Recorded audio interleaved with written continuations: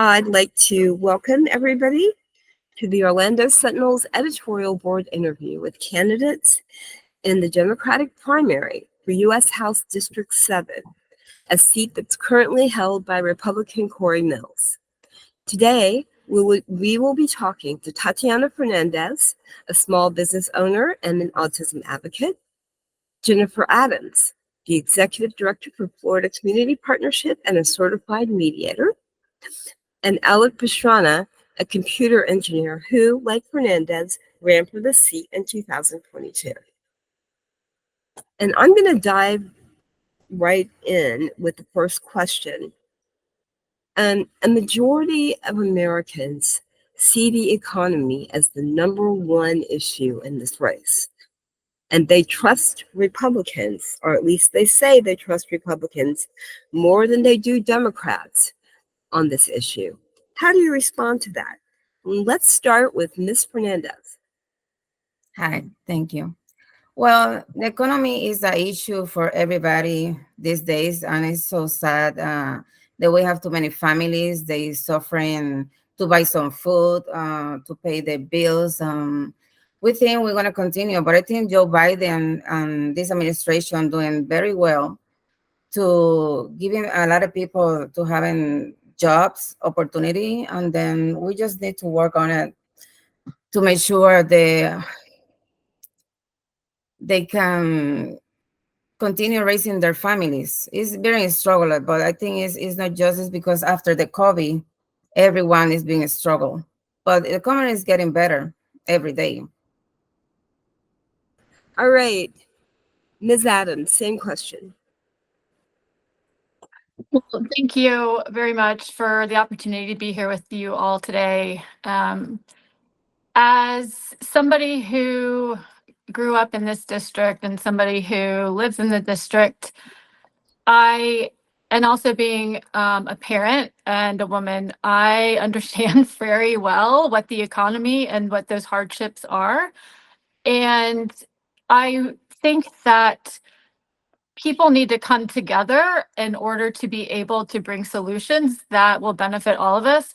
And so, there are things that can be done and should be done. And last year, I helped write and get passed bipartisan legislation in Florida. So I know it's possible. And so that's part of why I'm running. I think that that there are things like paid parental leave. I think there are things like the gender pay gap, things that can be addressed policy-wise that will benefit all of us. Supporting small business owners is another one to really start helping the middle class and getting workers fairer wages and making sure that we all have the skill sets that we need. But affordable and accessible childcare and caregiving is a huge problem. And that's something that I am very passionate and focused on getting so that it will help the economy so that people can start paying their bills every month and can be able to start increasing their wages so that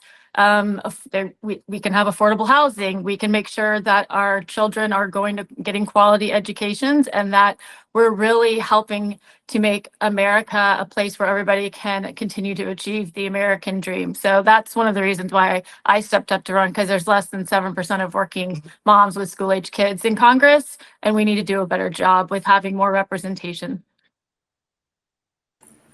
Thank you so much. Mr. Pastrana, same question. Yeah, thank you for that question. It's interesting that you talked one of the three topics I'm running on in my campaign when it comes to the economy. One of the main things we have to do essentially is stop the taxation of Social Security, legalize marijuana, and tackle the housing and insurance crisis. There's people that I've talked to on the campaign trail, individuals who say that, for example, they can't put food on the table or pay for their medicines they need for their healthcare. I'm sure we're going to talk about healthcare probably coming up. But that's very, very important. As well as, let's talk about the legalization of marijuana. There's been reports that the state of Florida by itself is leaving $100 million on the table yearly. And then, you can times that by 50 plus territories. We can start chipping away our nation's debt. We can start to be able to raise teacher and first responder salaries. afford programs like Medicare for All and free college. My generation as a millennial, college debt is one of the things that hinder people from being able to get into their first homes, pay for groceries, that just that crushing student debt, because we were always told, we were sold on the American dream. You go to college, you get the house, you get the white picket fence, and we need to provide relief from that, providing subsidies to oil companies and to other companies when they have record profits and have layoffs. That's just unacceptable to me. So put families first, put people of the district first, and together we can win this. Thank you. I wanted to follow up on that. Among those who lack faith, and most of you mentioned this in one way or another, among those who lack faith that the nation's economy has recovered, increasing consumer costs, housing, fuel, insurance, consumer goods, even fish sandwiches, are often cited as a major concern. What steps should Congress take, or and for some of you, what additional steps should Congress take to give families a break? And let's start with Mr. Pastrana. Sure. Great question. As I previously mentioned, one of the things that infuriates me is when I hear companies talk about record profits and record this, record that, and then have massive layoffs. Companies like that, we should bring in front of Congress, ask them what's going on, why are you doing X, Y, and Z. Companies should not be able to do stock buybacks. I think that's ridiculous, manipulating your own stock from that aspect. The whole goal, the whole reason, to run for Congress is to bring change to the people, because not only what we do and laws we introduce affect CD7, Congressional District 7, is going to be laws and change that affect us on a nation level as well. So we need to bring people in front of us and provide ideas on how we can better or incentivize those individuals as well. In reference to housing, maybe we incentivize the builders to say, hey, for every two or for every one luxury apartment or townhouse you make, we're going to give you a bigger discount to make something not so luxury, 2 to 3, for example. Or even we can go into talking about 3D printed homes with concrete. Those houses cost $11,000 to $12,000 to make. That will allow people to get into their first homes, not stop having to pay for this ridiculous rent. The first place I rented in Winter Park was $650. Now that same one bedroom, one bath with no washer or dryer in the unit goes for about $2,600. That to me is ridiculous, and we need to do something to help out everybody across all different generations. Thank you very much. Ms. Adams, same question.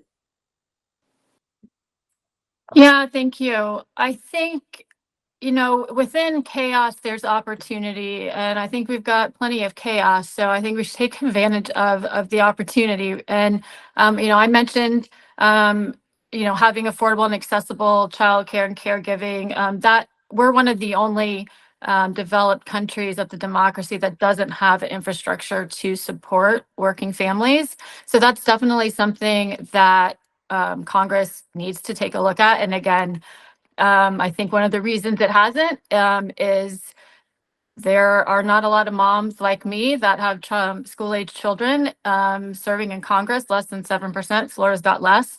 And so I think that's definitely a way. I think really also reimagining education and the workforce is really important. So,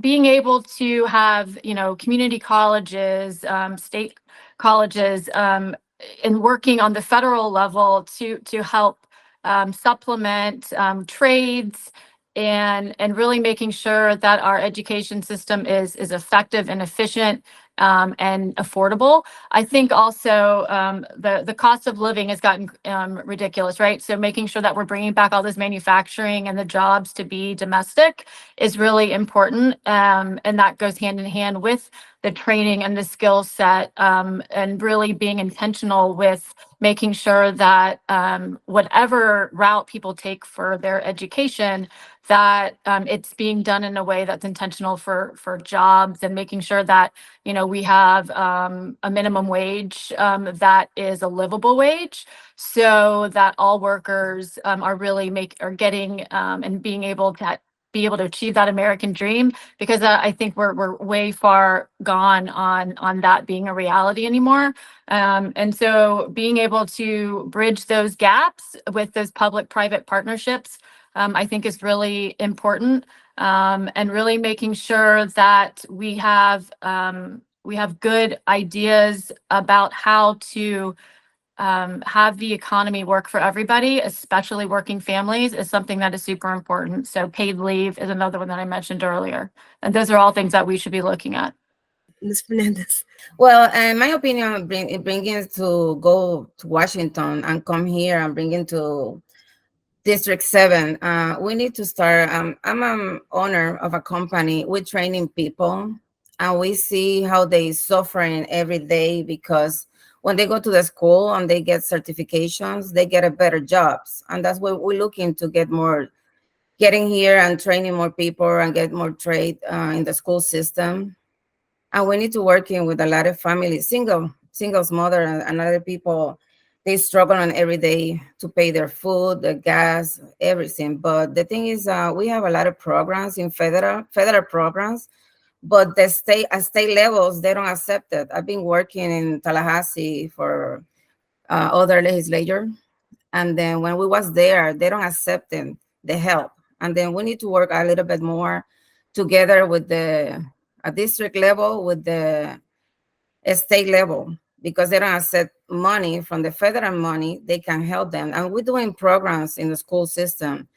When we bring federal money, we have programs in the school system. We bring in robotics, and we can see our kids, they're allowed to be trained in different, getting trained.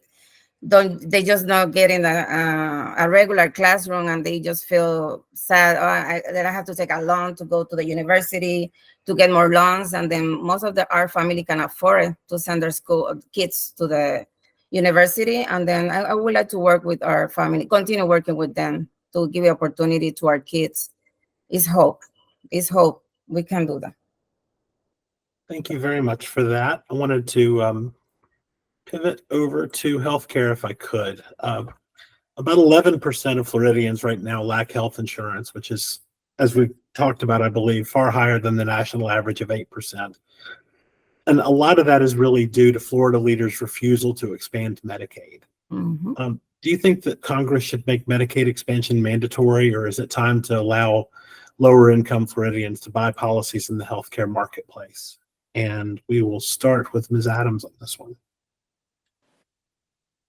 Yeah, thank you. I think it's a great question. I absolutely think that we should be expanding Medicaid. I think that there should be competition within that too, and the marketplace is a good starting point.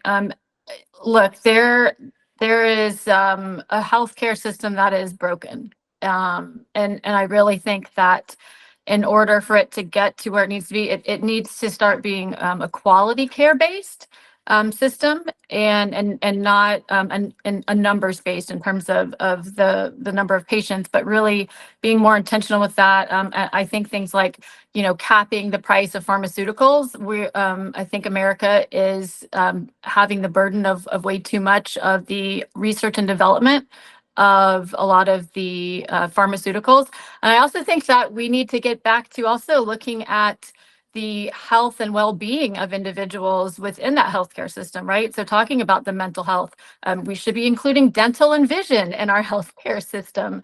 Having kids and having parents that are, aging, and it's impacting everybody on different levels. But I think the majority of Americans would say, and Floridians, that in particular, that we really need to work together to make sure that everybody's receiving the care that they need and they deserve, and that the doctors and the nurses and staff are really able to care for their patients in the way that they think is best for their patients, not the inverse, and the insurance companies and pharmaceutical companies dictating what that is.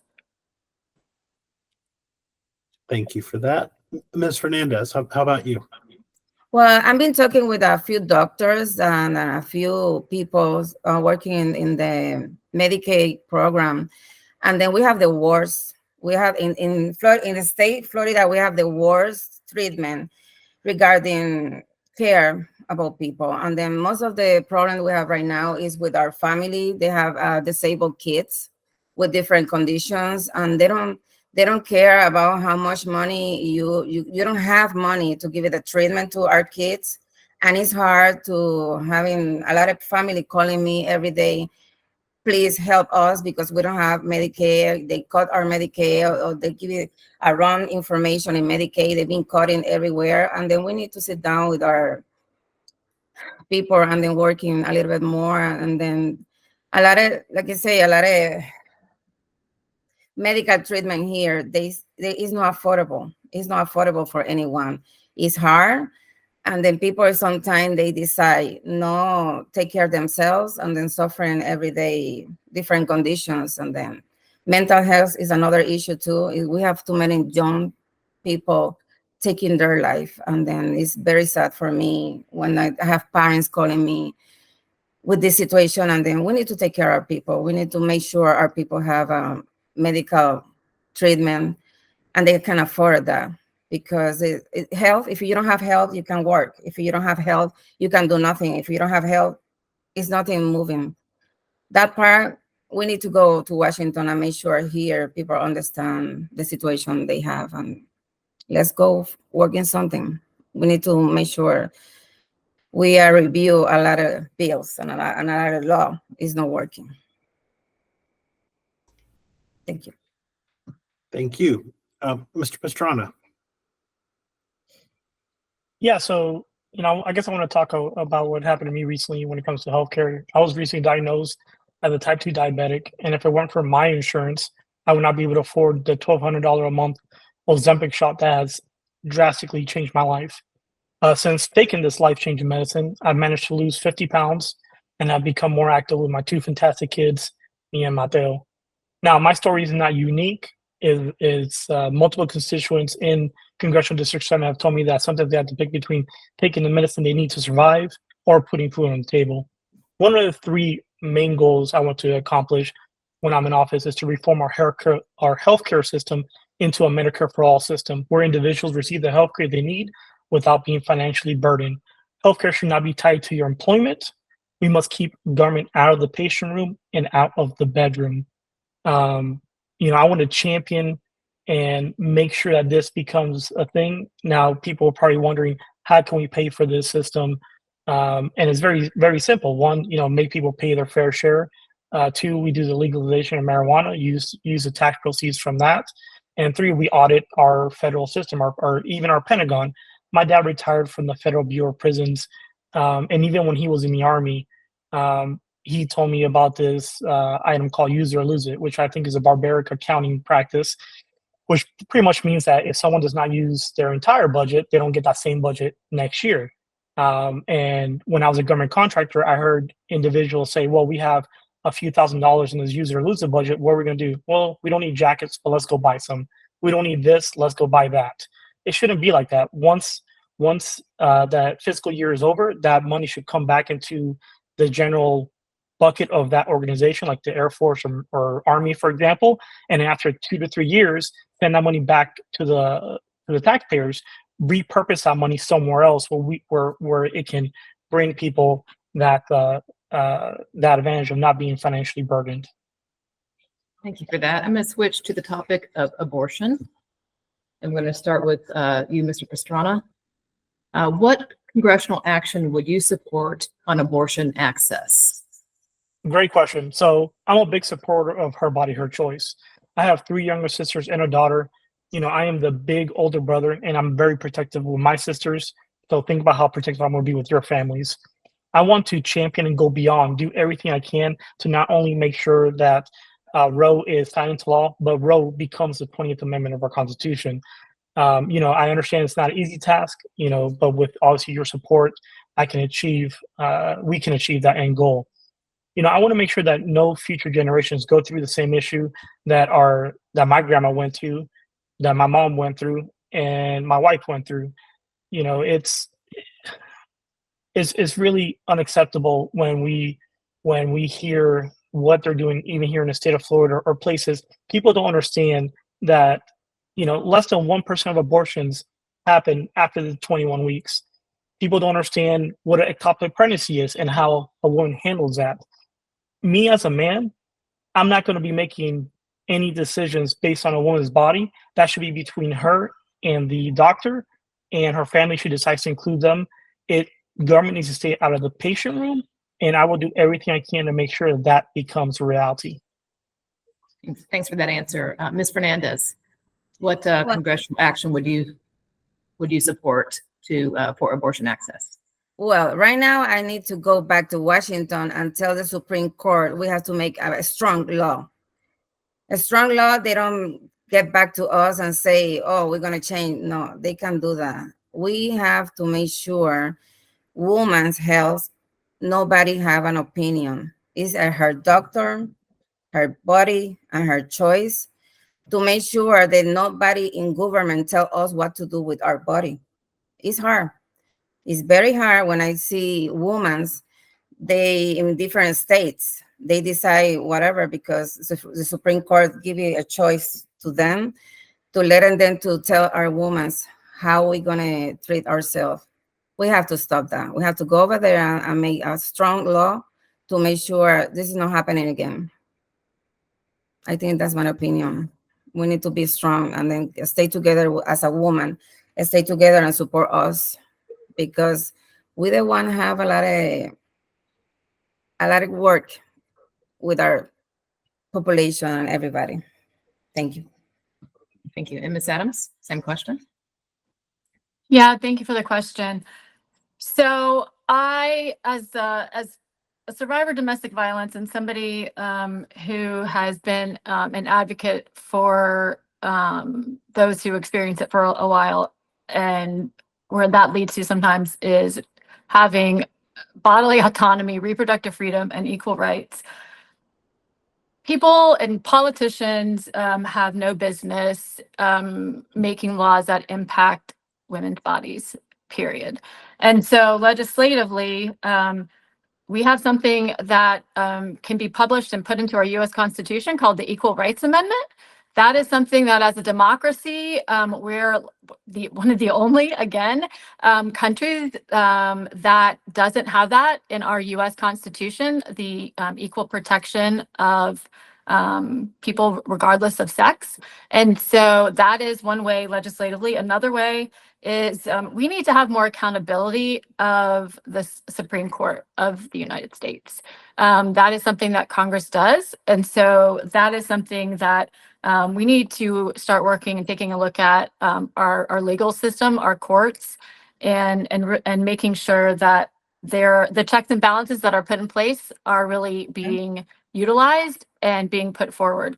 And then third, in terms of protecting bodily autonomy, and that's something that's really important. I think on the other side, though, is we also need to start supporting families and the maternal mortality rates in our healthcare system. So I think on the other side of it is making sure that we're supporting doctors and nurses and contraception and things, so that people have decisions over their own lives. So it's multi-pronged. It's obviously not one thing, but those are just a few things that could be done legislatively to make sure that our country is really being a place of democracy, so that everybody has the opportunity to achieve the American dream. And for today's as well as for our future generations, I want my children, I have boys and girls, I want them both to have equal rights like I did growing up, not less rights. So that's something that for myself, for other women, and for those to come, I think is really important, and we need to all come together on that. Thank you for that answer. And to follow up, is it time for the federal law to recognize the rights of LGBTQ citizens? And I'll ask Ms. Fernandez to start with that. I'm sorry. Is it time for federal law to recognize the rights of LGBTQ citizens? Oh yeah, but we have laws already. You know, we just have to stay stronger and to make sure that people don't get wrong ideas how too many people they need to survive in this world. And when they just try to put some names on those peoples, on our people and everybody, why they would call them? They're just citizens. They're working like everybody. They put a lot of effort in our country, working, taking care of kids, and then do more than anyone because they sometimes people doesn't know that, but they take care even orphans, even people that they can have kids and they take our kids in their families, and then we need to protect our people no matter what they, I don't want it to point them as a different like us because they are like us. Everybody is equal. We need to treat people equal. We don't have to put names on them. We just need to make sure everybody have the same. We need to take care of our people. We need to take care of everybody. We don't have, we have too many laws, but the law doesn't take care of us. We need to make sure we go over there and then put more effort to take care of our people. Too many laws, but it's not equal for everybody. We need to get more equal. Thank you. Ms. Adams, how far should the federal law go to protect LGBTQ citizens? Yeah, so I think all of our citizens should be protected. And again, that goes back to the Equal Rights Amendment. And that looks at, love is love, and we are all humans. And so we need to start treating one another like that. And so I think that it's already been something that has stood, just like with Roe v. Wade. There has already been precedent. These are already been things that have been protected in our laws. And I think that we are stronger together. And so really making sure that we're looking at one another as humans and working together is the best thing that we can do to not only protect the rights of LGBTQ plus, but for everybody. And that's what the basis of democracy is about. And so I think we need to start electing people in office that that are going to be representing the rights of all of their constituents. And that's why I've stepped up to run. That's why others who are from both parties, unions have endorsed me, because we really need people who can work across the aisle to work for all of their constituents, and that really believe that all of us are human and that all of us deserve rights and protections, not just the few. Thank you for that. Mr. Pastrana, why don't you round out the question? Sure. No, thanks for the question. It's when I go out to rallies, I usually wear my Free Dad's Hug shirt because, so many people have been pushed away by families or pushed away from, their lives, people who they grew up with, individuals of anybody in the LGBTQ plus space will tell you that all they want to do is feel included, feel love, love is love, here's my thing. There's so many people that are targeting LGBTQ plus right now without even thinking about the repercussions of what occurs from that aspect. How does it make someone feel? How does, that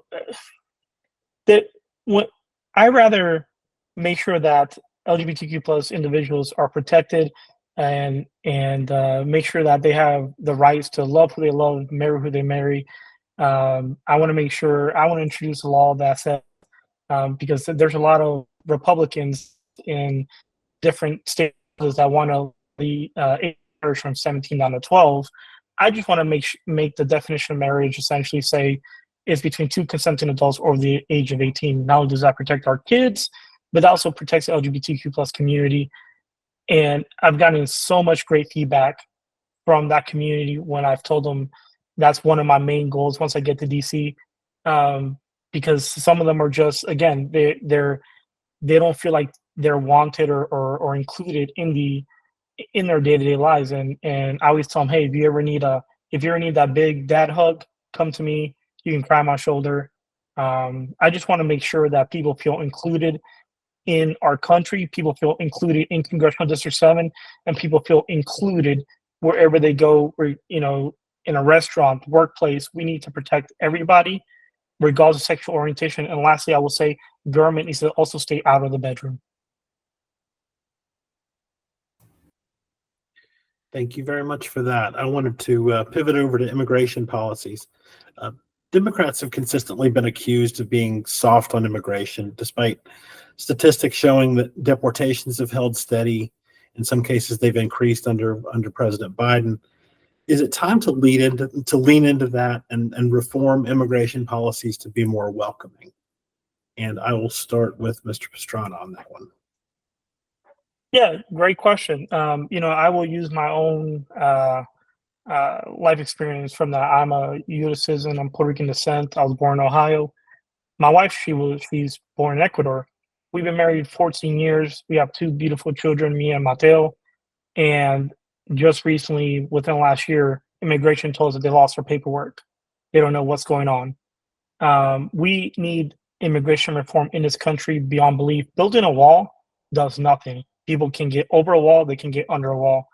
It frustrates me when we had bipartisan legislation to tackle the immigration crisis out of the southern border, and it was shot down by Republicans because a certain presidential candidate said, I need the win, don't give this to Biden.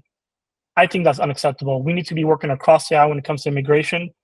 We need to be humane about it. I know that I understand that when they cross that border, they're breaking a law, but that's where the humane factor comes in. Why are you coming over? What's going on? If you give me the option between me and my family being wiped out or me taking a trek for a better opportunity, I'm taking a trek for a better opportunity because I love my family. I would do anything to protect my family. And people who come across our border, we need to understand what's going on. We need to have and hire more border protect agents, and make sure that we have the right people in place to champion that. Again, we need immigration reform from the top down, bottom up. The whole system needs to be reformed. And I believe that with my experience and my knowledge of what's happened, even with my life, goes a long way with that. Thank you. Ms. Fernandez, same question. Your thoughts on immigration reform? Well, with the immigration, we can start saying we have the system is break. We don't have we have a long people waiting for so long, even working here 20 years, paying taxes, doing whatever they have to do. And when they go over there to get the papers, they just say, no, you have somebody aged out. They break families. They do a lot of stuff, and they don't have concerns. We need to get more people, make sure they understand the system. And then too many people break the law here and nobody do nothing. And when those people come here and work and do hard working, they working from 2 a.m. to 12 p.m. and they pay the taxes, they do a lot of stuff, and then nobody cares about those people. We need to take care of our people. This is a United States, means we're working as a union. And we need to start union people. We need to start working with people. We need to start open the offices and government and training our government, because it's a lot of lack of training. Sometimes people, they don't answer the phone. Sometimes people, they don't know what they're doing. Sometimes they don't have a lot of people. They have a lot of receiving too many papers, and they don't know how to work with that. And I think this is a lack of information. We need to work more on that. And then plus, we need to give more money to the Border Patrol and to make sure that we have the right people working and in the because the safe is very hard to now. We need to save our patrol too. Thank you. Thank you. Ms. Adams, same question. Yeah, thank you. I think it's an important one. Look, when Congress can't bring a solution to the House and have it called up, they're part of the problem, right? This was already a bill that had been bipartisan, been worked on, that could really help with funding the border so that they have the resources, so the courts have the resources. So those issues can start getting addressed. If you don't have funding behind it, I don't think anybody's surprised to know that nothing's going to really happen about it, right? And so I think that making sure that there's a process, right, is really important, and making sure that our courts have the funding to be able to do that, and also that we have a process to where we are keeping track so that the system for those that are coming in and doing it the lawful way, which the majority, when I travel throughout the district, the majority of people are, and they're supporting our agriculture, they're supporting our workforce, they are, contributing to our economy, and they're wanting to be, live the American dream as well. Is everybody that comes through the border doing that? No. That doesn't mean that we shouldn't continue to strive to be a nation founded on immigrants and continue to help support those and help our economy grow, because again, we're stronger together when we can do that. I really think being able to plug these holes and close some of these loopholes, and people need to start rolling up their sleeves and really putting the work in. Policy isn't made overnight, but it also doesn't take years to get done. So I really think getting fresh perspectives in Congress, getting people who understand how to work policy and who care to do it and care about their communities and everybody in them is really important. And so that's another reason why I stepped up to run. And I think immigration can be resolved. And I think people need to start doing it. And Congress needs to start getting their act together. Thanks for that. Our next two questions are going to be about climate change. And the first one, we're going to start with you, Ms. Adams. And the question is, a sizable majority of Americans now believe that the nation is already suffering the impacts of climate change. Yet there's been widespread opposition to the big measures that might address that, including sharp reductions or even elimination of gas-powered vehicles and greatly increased energy efficiency standards in everything from manufacturing to home use. What mandates would you support? Well, I think living in Florida in particular, we've, and having been a lifelong Floridian, I've seen, like many others, the impacts of the rising temperatures. We see flooding in Central Florida, and we see beach erosion. We don't see as many fish. All of these things. And so, when I'm driving around with my children and we start seeing just total trees leveled, they're like, "Oh, there's the Lorax," and I think we all remember that Dr. Seuss book. So I think that really making sure that we're not going full blown to one, but that it's a measured approach. We have the cliffs and benefits type of thing where once you make a certain amount, you drop off. I think these need to be staged in terms of you have tiers that they need to reach. And so kind of coming together so that we're using, we're using different kinds. We're using, wind, we're using hydro, where it makes sense, nuclear, but clean energy, and making sure that we're not putting the burden on the small businesses and those regulations aren't choking them out, but also making sure that we're putting those on the companies that are doing the most damage, but doing it in a tiered approach that is just common sense, I think, is really important. I think also, making sure that we're doing regular testing, that we have like an audit of like how our environment is doing. When I've served on different advisory boards, the measurements that different municipalities, that different counties, different states, they're all have different levels, right? So we've got issues with clean water in Seminole County. I think really making sure that we're all on the same page, and so Congress can pass those guidelines so that everybody's on the same page and is working towards the same goals and have the same playbook, because it's in all of our best interests to make sure that we're able to help our environment so that we have sustainability for today and future generations.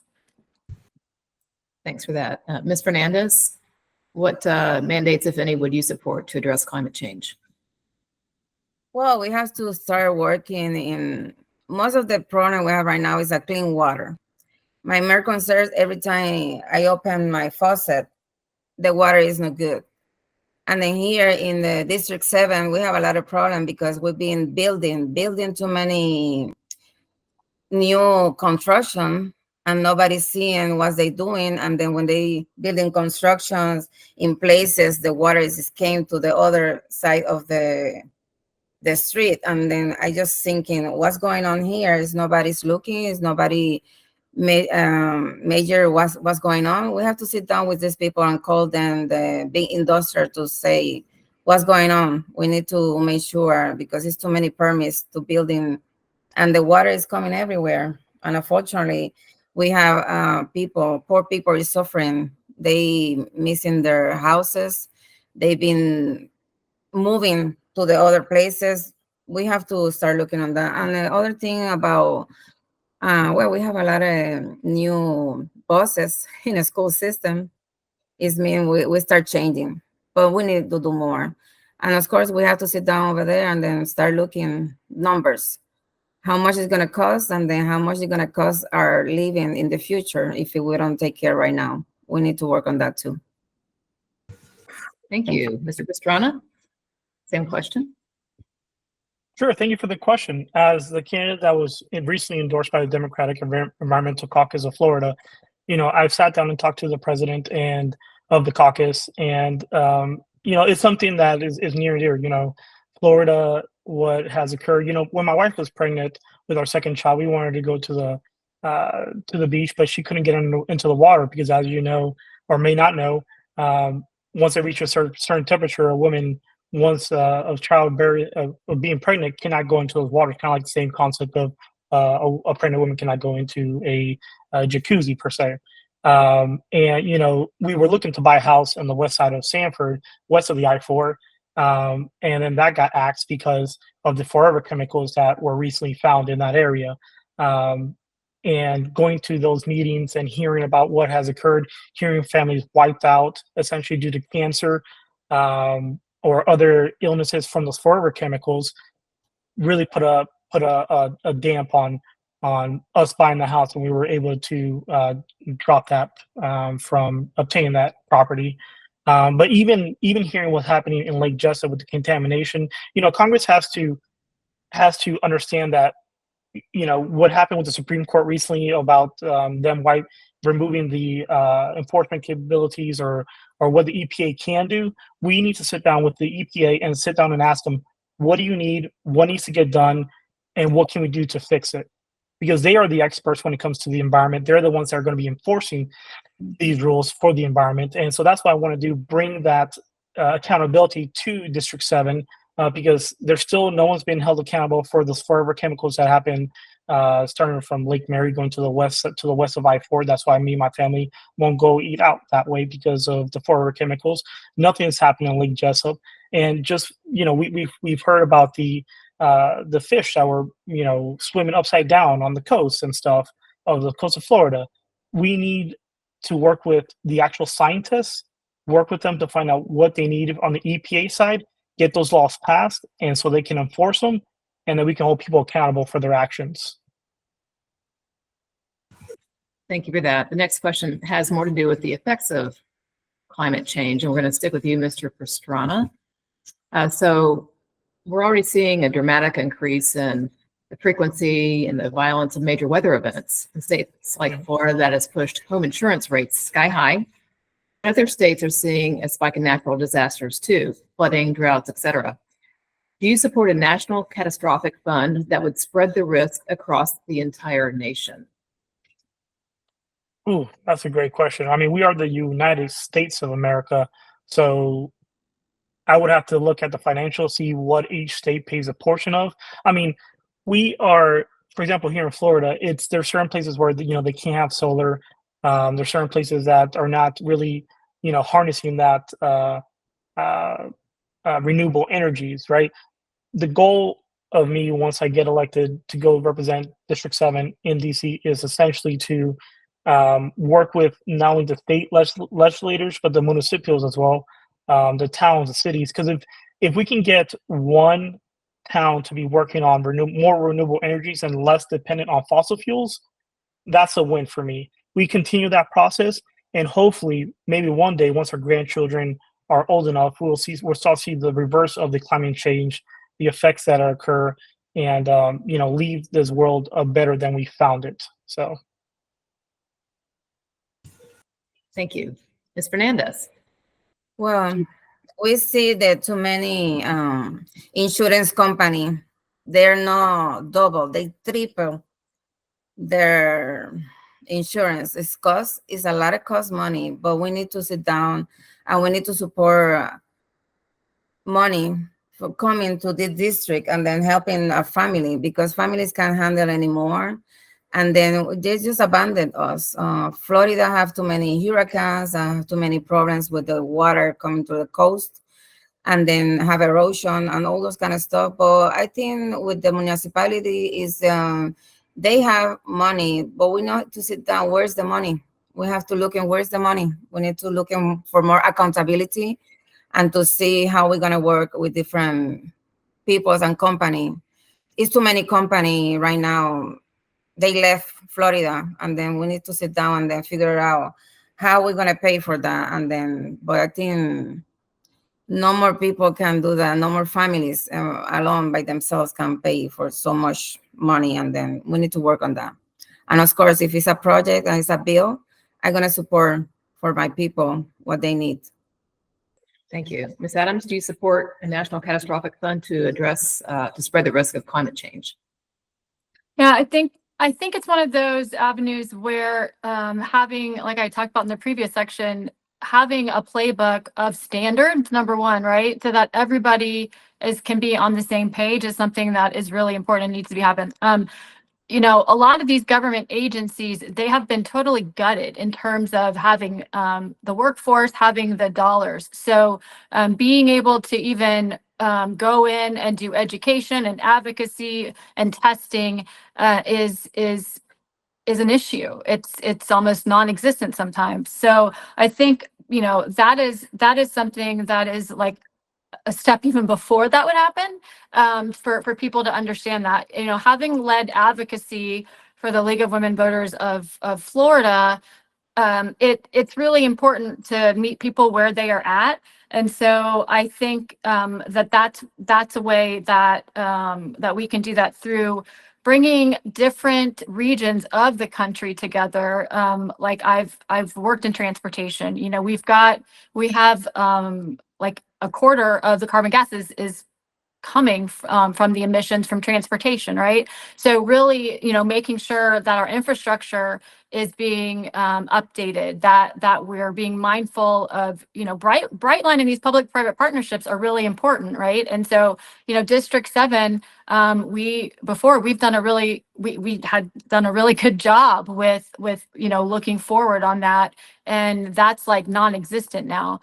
So really making sure that we're being forward-thinking, looking at planet-friendly investments like infrastructure, like windmills, like making sure that we're eating local, buying local, supporting our local agriculture, and things like that. I think it's really important, and there are ways to do that. And I do think that there should be national legislation that is done, but I think it should be done on a tiered level, and that's something that I've worked on up in Congress with those committees.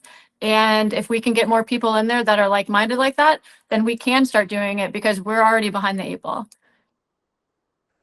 So this weekend's shocking events at a Pennsylvania campaign rally that became the site of an assassination attempt on Donald Trump underscored the growing tensions between the left and the right. What can or should Congress do to address the divides in American society? And start with you, Ms. Adams. Yeah, I think that, violence is never okay, period. And I think that Americans, Floridians, the majority of people are wanting people to get along. They're wanting to put forward solutions. They're tired of people that are divisive and are trying to not be proactive, but are purposely wanting to cause division. And so I really think, as Americans, we need to really look at emulating that behavior and to start having conversations. That was one of the things that I put forward and we helped work on together at the League, which is a nonpartisan organization, but that being able to debunk the misinformation, right?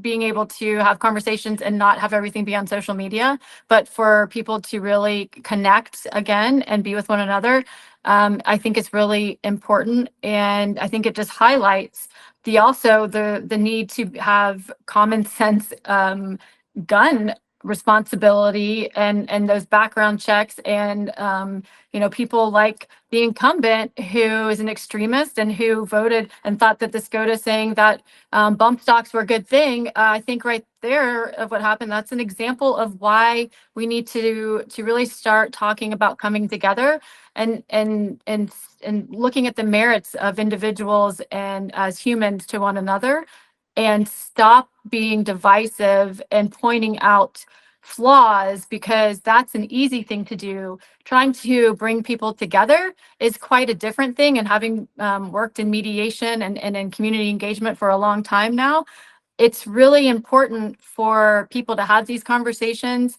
And so I really appreciate you taking the time to sit and do this, because it's much easier to not.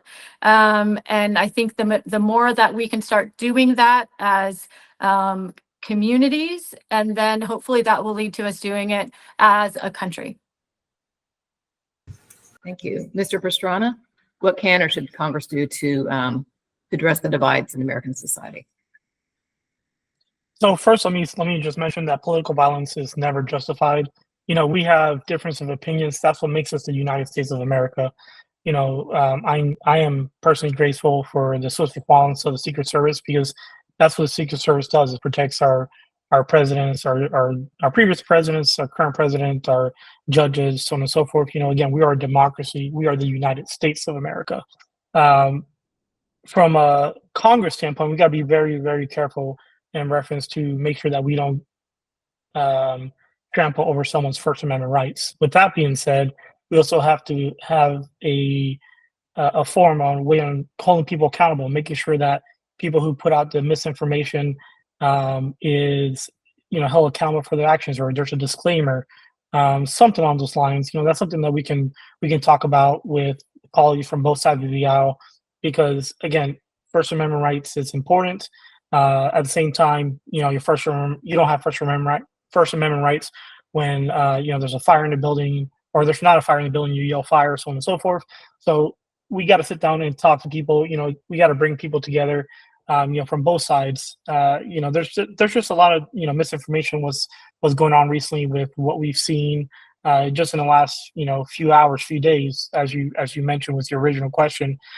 And from a Congress standpoint, again, we just have to hone in on that, find out what we can do from that aspect, and make sure that we bring both sides together to understand that, hey, you may have your opinions, but making up stuff or without having the proper facts is unacceptable, and go from that aspect. So that's what I think Congress should do when in reference to that question. So Thank you. Ms. Fernandez, bring us home. Well, thank you for the question. In my opinion, I just feel sad as a mother to see how young people can be able to get a rifle. And then I just thinking about mental health for my young people. I just wanted to tell them we have to get together and then get hope for our young people. They feel people taking our nation, they're not giving the opportunity to them. And because they giving us hate every time in their messages, that's what we get right now. And it's unfortunately we don't want to tell people what to do. But in our case, I think we need to help giving more mental health to our young people. I think it's sad to see how we lost another kid because he make a wrong choice, and that's not the right thing to do it. Never do something bad with other thing bad. I just thinking we need to work with our kids, young kids, and then tell them this is our country. We have to make sure everybody's safe, but we need to work out more with our kids. It's unfortunately what we see, and because we are having too much hate everywhere, we need to start talking to them more and more and tell them then it's a future. We need to work on with them. We need to work with our future. We need to a union nation. We need to work with us. Make sure that we just give it love to everybody and stop hate. We have to stop the hate.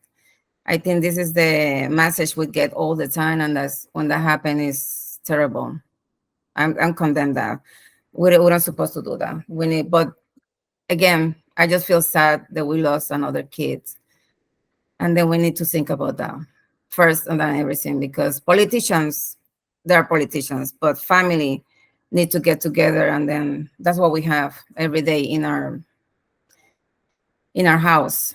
We need to talk about how we can get better policies for our communities and then get together and work together.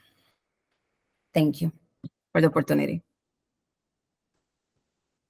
Thank you very much. And that's the end of our questions. We will give you a chance to each make a 2-minute closing statement to make your sales pitch to the voters as to why you would want to be elected in our primary that's coming up on August 20th. First off, I did want to give a quick message to the readers. We will be making an endorsement in this race, but that should not be your only source of media information. All of the candidates have social media presences. There are other methods of media to be able to get proper information. There's our coverage from the opinion page and the news pages, and it's important to be a well-informed voter before you go to the polls. And so thank you all again for being here, and we'll give you the opportunity for a 2-minute closing statement, and we will start with Ms. Fernandez. Thanks.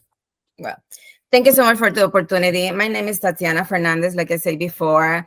In my last, in the 2022, I get 10,200 votes, and I just say I need to get back because my constituents wanted me to do that. I'm working with family for 30 years, family to family.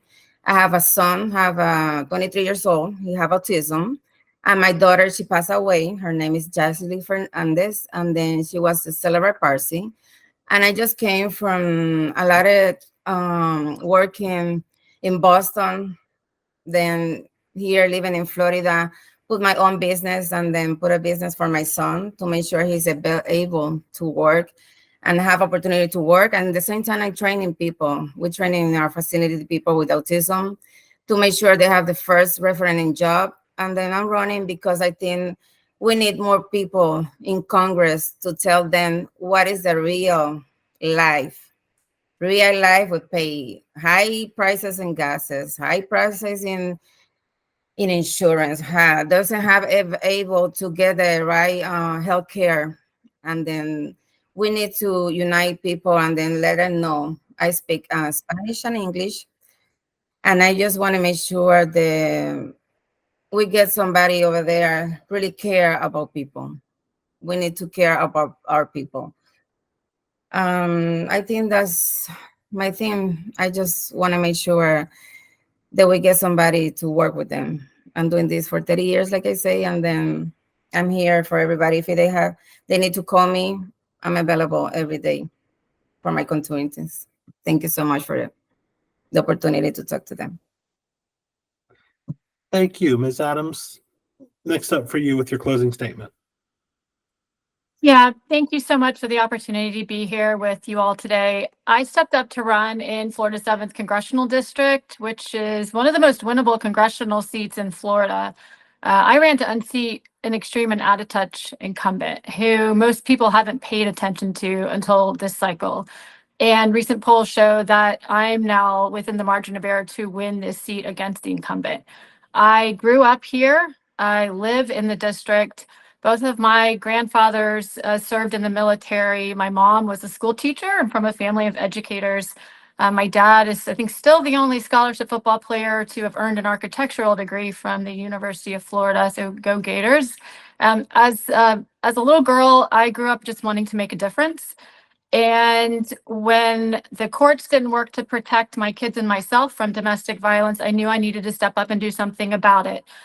So I went back to school and got master's degrees in policy and legal studies, became a mediator. I've been a small business owner. I work in mediation, community engagement, have led advocacy statewide to help bring a voice to the voiceless.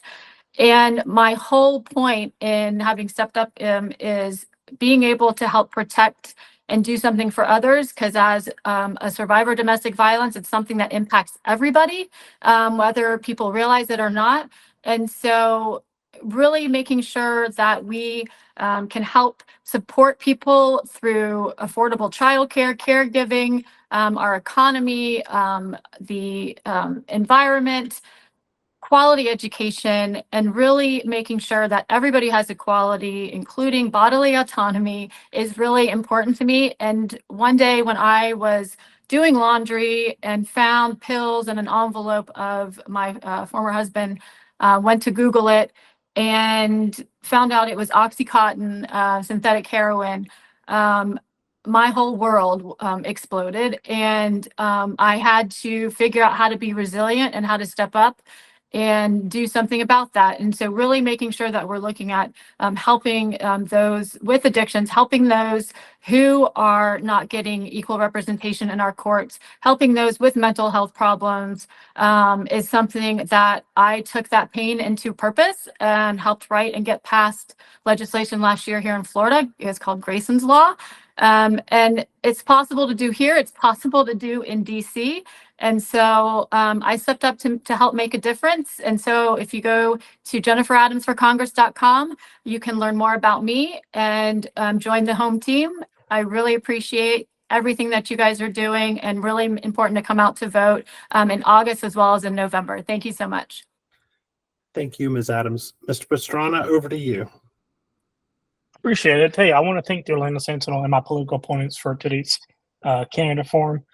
To my constituents of Congressional District 7, you have heard part of my agenda for when I win in November and represent you in DC. The economy, healthcare, and reproductive rights are my top 3 priorities, but they are not the only ones. Her body, her choice. The environment and debt-free college are also on the list. I have been endorsed by the Progressives for Democrats in America, Florida chapter, the Democratic Environmental Caucus of Florida, Florida Rising, which is a huge one, and awarded the Distinction Award for Moms Demand Action. I believe that I'm the best candidate to win in November, but I need your support in August 20th. I bring dedication, trustworthiness, compassion, and tenacity as your future representative for Congressional District 7. A vote for Allek Pastrana is a vote for a champion. You can find out more about my campaign at voteallek.com. That's VOTEALLEK.com. And if you can't remember my name when you go vote, look for Pastrana on your ballot and just check that little circle. And for all my Latinos, soy Boricua y estoy aquí para ayudarte. Thank you so much and have a good one. Thank you so much. And thank you to everyone for being here. And